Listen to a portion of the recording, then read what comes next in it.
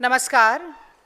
आज एक बहुत ही महत्वपूर्ण मुद्दे पर प्रेस वार्ता को संबोधित करूंगी और आज की प्रेस वार्ता में आए सभी मीडिया के साथियों, सभी पत्रकार बंधुओं का मैं स्वागत करती हूं, इस्तकबाल करती हूं, अभिनंदन करती हूं। जो संवेदनशील समय आज देश में है, मुझे लगता है कि आज की प्रेस वार्ता की शुरुआत इन पंक्तियों के साथ करना लाजमी होगा कि मन समर्पित, तन समर्पित और ये जीवन समर्पित, चाहता हूं देश की धरती तुझे कुछ और भी दूं। माँ तुम्हारा ऋण बहुत है, मैं अकिंचन, किंतु इतना कर रहा फिर भी निवेदन, थाल में लाऊं सजाकर भाल जब मैं, स्वीकार कर लेना दया कर ये निवेदन, मान अर्पित, प्राण अर्पित, रक्त का कण कण समर्पित, चाहता हूं देश की धरती तुझे कुछ और भी दूं। अपना सर्वस्व न्यौछावर करके देश प्रेम और देशभक्ति की भावना से ओतप्रोत भारत की जल, थल और वायु सेना लगातार शौर्य, साहस और पराक्रम में नए मानक स्थापित करती जा रही है। और आज ये प्रेस वार्ता करते हुए मैं बहुत गर्वान्वित महसूस कर रही हूं कि ऑपरेशन सिंदूर इस बात का प्रत्यक्ष प्रमाण है। पहलगाम हमले के बाद पाकिस्तान की ईंट का जवाब पत्थर से देने के लिए, पाकिस्तान के दांत खट्टे करने के लिए, पाकिस्तान की नाक में नकेल डालने के लिए, पाकिस्तान के आतंकी ठिकानों को, एयर डिफेंस सिस्टम को, F-16 जैसे जेट्स को और पाकिस्तान के तमाम नापाक इरादों और मंसूबों को नेस्तनाबूद करने के लिए भारत की सेना की जितनी प्रशंसा की जाए, जितनी तारीफ की जाए, मैं समझती हूं कि वो कम है। और इसीलिए आज की बात मैं अपनी सेना के आगे हाथ जोड़कर, शीश नमन करके शुरू करना चाहती हूं। और मैं कहना चाहती हूं अपने देश की सेना से कि आज हम सब निश्चिंत होकर रात को इसीलिए सो पा रहे हैं क्योंकि आप हमारी रक्षा के लिए, हमारे देश की अखंडता, संप्रभुता की रक्षा के लिए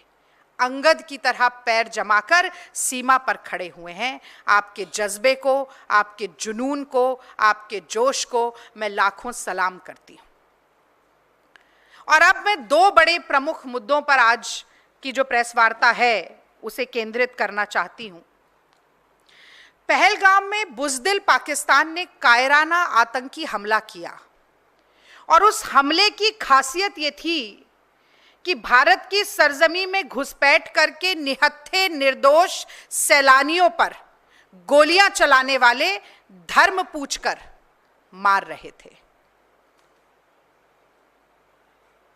कितने सुहाग उजड़े, कितनी मांग सूनी हुई, लेकिन भारत में, हिंदुस्तान में एक विवाहिता महिला के सिंदूर की कीमत क्या होती है, ये कर्नल सोफिया कुरैशी और विंग कमांडर व्योमिका सिंह ने न सिर्फ पाकिस्तान को बल्कि पूरी दुनिया को दिखाया। और मुझे गर्व है इस बात का कि न सिर्फ ये बताया कि एक विवाहिता, एक ब्याहता के सिंदूर के साथ खिलवाड़ और अपमान ये देश बर्दाश्त नहीं करेगा, बल्कि ये भी सशक्त संदेश देने का काम किया कि तुम धर्म पूछ रहे थे, अगर हिंदुस्तान का कोई एक धर्म है तो इस देश की संप्रभुता का प्रतीक तिरंगा इस देश का धर्म है। और मैं कहना चाहती हूं कि भारत मां का सपूत जब वीर गति को प्राप्त होता है तो इसी तिरंगे में लिपट कर आता है, उसकी जाति, उसका धर्म नहीं पूछा जाता। और मैं कहना चाहती हूं कि 1971 में जब भारत ने लोहा लिया पाकिस्तान से, क्योंकि पाकिस्तान की नापाक नजर भारत के तिरंगे पर आ गई थी, भारत की सरजमी पर आ गई थी, तो उसी तिरंगे का सम्मान बचाने के लिए पाकिस्तान के दो टुकड़े कर दिए गए और एक ऐसा जख्म पाकिस्तान को दिया जो मुझे लगता है आज तक उसका मरहम नहीं खोज पाया है। एक ऐसा जख्म पाकिस्तान को दिया जो अनंत काल तक रिश्ता रहेगा। एक ऐसा जख्म पाकिस्तान को दिया जिसकी टीस से आज तक पाकिस्तान खून के आंसू रो रहा है, लेकिन अपनी गलतियों से सीखा नहीं। चाहे 71 का युद्ध हो, 99 का युद्ध हो, या इस बार हमारी तरफ आंखें तरेरने की जुर्रत कर रहा पाकिस्तान हो, इतिहास गवाह है और आगे आने वाली पुश्तें गवाह होंगी कि भारत की सेना ने किस तरह से पाकिस्तान के घुटने टिकाने और नाक रगड़वाने का काम किया। तो जब तिरंगे पर आंच आती है तो हर भारतीय कैसे एक हो जाता है, ये बताना बहुत जरूरी है, क्योंकि 26 जनवरी और 15 अगस्त के दिन इसी तिरंगे को सलामी देते हुए, इसी तिरंगे के नीचे खड़े होकर हर भारत का निवासी जय हिंद का नारा लगाता है। और मैं फिर बहुत गर्व के साथ कहती हूं कि भारतीय राष्ट्रीय कांग्रेस सबसे पुराना राजनीतिक दल, सबसे प्रमुख विपक्षी दल इस देश का है, और इसी तिरंगे को आज हाथ में लेकर हर कांग्रेसी देश के हर प्रदेश में जय हिंद यात्रा निकालेगा। जय हिंद यात्रा क्यों जरूरी है, यह भी मैं आपको बताना चाहती हूं। जैसा कि आप सब लोग जानते ही हैं कि भारतीय राष्ट्रीय कांग्रेस ने यह स्पष्ट किया कि यह समय किसी भी तरह की दलगत राजनीति का समय नहीं है। और हम सिर्फ कहते नहीं हैं, हमारी कथनी और करनी बराबर होती है, उसके बीच में लेश मात्र का फर्क नहीं है। कांग्रेस पार्टी ने पूरे देश में अपना हर राजनीतिक कार्यक्रम स्थगित किया, लेकिन हां, हमने ये प्रण किया कि हम जय हिंद यात्रा जरूर निकालेंगे। और इसलिए निकालेंगे क्योंकि दुनिया को यह संदेश देना बहुत जरूरी है कि पाकिस्तान की आतंकवादी गतिविधियों के विरोध में 225 करोड़ हिंदू, 20 करोड़ मुसलमान, 2.25 करोड़ ईसाई, 2 करोड़ से ज्यादा सिख, जैन, बौद्ध, पारसी सब एक होकर खड़े हैं। पहलगाम में धर्म के आधार पर चिन्हित किया गया और धार्मिक स्थल को भी हमारे देश में गुरुद्वारे को निशाना बनाया गया। हमारे सिख भाई बहनों की अस्मिता को निशाना बनाया गया।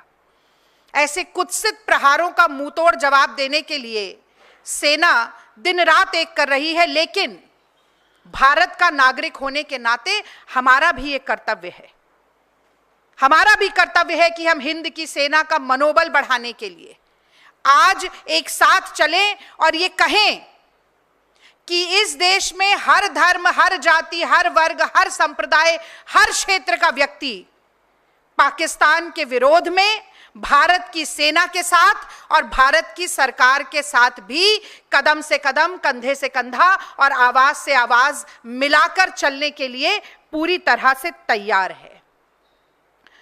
पहलगाम आतंकी हमले के बाद जो कांग्रेस पार्टी की पहली वर्किंग कमेटी हुई, उसमें जो रेजोल्यूशन पास हुआ, उससे लेकर कल जो दूसरी सर्वदलीय बैठक हुई, उसके बाद की प्रेस ब्रीफिंग में पूरी तरह से पुरजोर तरीके से भारतीय राष्ट्रीय कांग्रेस के अध्यक्ष मल्लिकार्जुन खड़गे जी ने और देश के नेता प्रतिपक्ष श्री राहुल गांधी जी ने ये बात लगातार कही है कि हम मन, वचन और कर्म से भारत सरकार के साथ हैं। कोई भी बड़ा फैसला पाकिस्तान के विरोध में भारत सरकार लेती है तो हमारा पूरा सहयोग और पूरा समर्थन सरकार के साथ है। और आज हम इस जय हिंद यात्रा के माध्यम से इसी संदेश को दोहराने का काम करेंगे कि भारत की जो अनेकता में एकता है, वही भारत की ताकत है, वही भारत की शक्ति है और वही ताकत दुश्मनों को मुंहतोड़ जवाब देने में सक्षम है। और मैं अपने मीडिया के साथियों से भी अनुरोध करती हूं कि इस संदेश को, ये जो एकता का संदेश है, इसका ज्यादा से ज्यादा प्रचार और प्रसार हो सके। और मैं आपके माध्यम से देश की जनता जनार्दन से भी अपील करती हूं कि आज देश के तमाम कांग्रेस पार्टी के मुख्यालयों से ये जय हिंद यात्रा निकाली जाएगी, तो इसमें बढ़ चढ़कर हिस्सा लें, अपनी सेना और अपनी सरकार का मनोबल बढ़ाएं और उनका साथ दें। और अंत में मैं थोड़ी बात करना चाहती हूं, जो हम कहते हैं last but not the least, Poonch के बारे में। मैं ध्यान आकर्षित करना चाहती हूं पाकिस्तान की कुत्सित और गलीज हरकतों के बारे में। हमारी सरहद को पार करके 200-250 किलोमीटर भारत की सीमा के अंदर घुसपैठ करके पहलगांव के निहत्थे निर्दोष पर्यटकों को गोलियों से भून डाला गया। जवाब में सेना ने ऑपरेशन सिंदूर किया, लेकिन पाकिस्तान के किसी आम नागरिक को निशाना नहीं बनाया, बल्कि पीओके के 9 आतंकी ठिकानों को,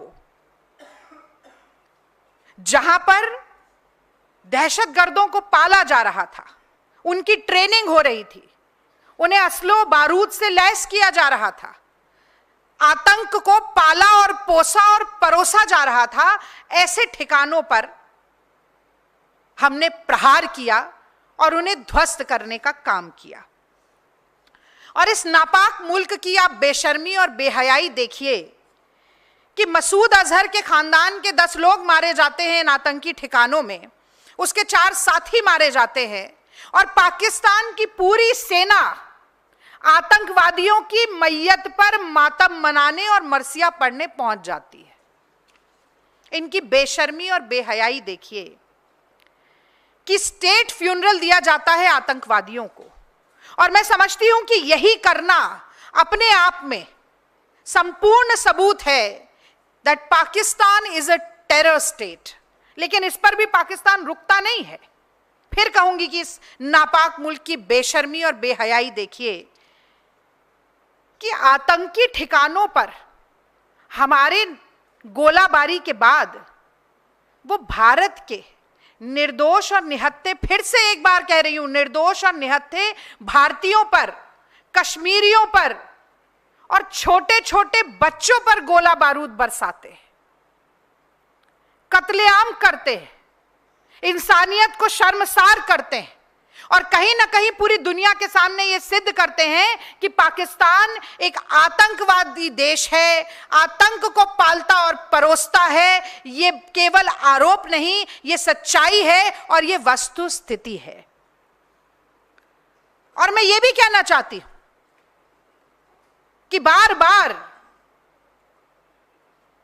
पड़ोसी मुल्क होने के नाते हमने पाकिस्तान के साथ डिप्लोमेटिक रिलेशंस रखे, सामयिक नीति हम बनाते रहे। 1999, मैंने 71 की बात की, मैं 99 की भी बात करती। कारगिल की चोटियों पे खड़े होकर ये दिल मांगे मोर का नारा लगाकर पाकिस्तान की नाक रगड़वाने का काम भारत की सेना ने 99 में भी किया था। उसके बाद भी हमने सामयिक रिश्ते नहीं तोड़े। इतना विश्वास किया पाकिस्तान पर कि आईएसआई को भी भारत में बुला लिया। और पाकिस्तान ने क्या किया? हर बार हमारे विश्वास का घात हुआ, हमारी पीठ पर छुरा घोंपने का काम हुआ। पुंछ में आम कश्मीरियों को मौत के घाट उतारकर, हमारे गुरुद्वारे को निशाना बनाकर, हमारे सैन्य ठिकानों को निशाना बनाकर, और एक बड़ा गंभीर विषय है कि F-16 जेट का भारत के खिलाफ प्रयोग करके, ये वो जेट है जो अमेरिका ने पाकिस्तान को केवल इस शर्त पर दिया था कि आतंकवादी विरोधी गतिविधियों में ही मात्र इसका प्रयोग किया जा सकता है। ऐसे जेट का भारत के खिलाफ प्रयोग करके मैं समझती हूं कि आज दुनिया को ये दिखा दिया है कि आतंक के खिलाफ एक लोकतांत्रिक मानवतावादी देश भारत का क्या रुख है और आतंक का पोषण करने वाले पाकिस्तान का क्या रुख है। और यही कारण है कि कहीं ना कहीं दुनिया के तमाम जो देश हैं वो आज भारत के साथ खड़े होने के लिए धीरे धीरे तैयार हो रहे हैं।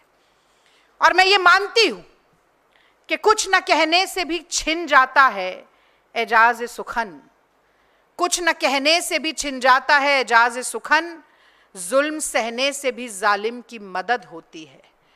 तो वक्त आ गया है कि पाकिस्तान के आतंकी जुल्मों सितम के जितने ठिकाने हैं, जितने ट्रेनिंग कैंप्स हैं, भारत में दहशत और आतंक फैलाने के जो भी मंसूबे हैं, सांप्रदायिकता और धार्मिक तनाव बढ़ाने के जितनी भी कोशिशें हैं, भारत की सरजमी की ओर उठती हुई जितनी भी नापाक नज़र है, उसे जड़ से उखाड़ फेंकने का समय आ गया है। मैं मानती हूं कि इस दिशा में बढ़ता हुआ हिंद की सेना और सरकार का हर कदम जो है वो एक बहुत ही जायज़ और काबिल कदम है और हम उसका समर्थन करते हैं। पर अंत में मैं एक अपील भी भारत सरकार से करना चाहती हूँ कि भारत और पाकिस्तान की सीमा के आसपास के जितने गांव और जितने शहर हैं, वहाँ पर रहने वाले भारतीयों की सुरक्षा को प्राथमिकता देना भी भारत सरकार की ही जिम्मेदारी है। पुंछ में जिन लोगों की जान गई, मैं दिल की गहराइयों से उनके प्रति संवेदना प्रकट करती हूँ और मैं कहना चाहती हूँ कि उनके परिवारजनों की देखभाल करना भी सरकार की जिम्मेदारी है। मैं कहना चाहती हूँ कि जो घायल हैं उनको शीघ्र और अच्छी चिकित्सा मिले, ये भी सरकार की जिम्मेदारी है। पाकिस्तान को उसकी औकात दिखाना तो ज़रूरी है ही, अपने नागरिकों की जान बचाना भी सरकार की जिम्मेदारी है।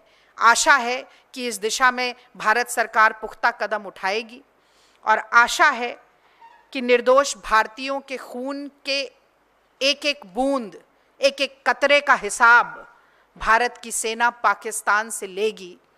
और अंत में मैं बस यही कहूँगी कि खून फिर खून है, टपकेगा तो जम जाएगा, जुल्म फिर जुल्म है, बढ़ता है तो मिट जाता है। हम इस जुल्म को मिटा कर रहेंगे। बहुत बहुत धन्यवाद। जय हिंद।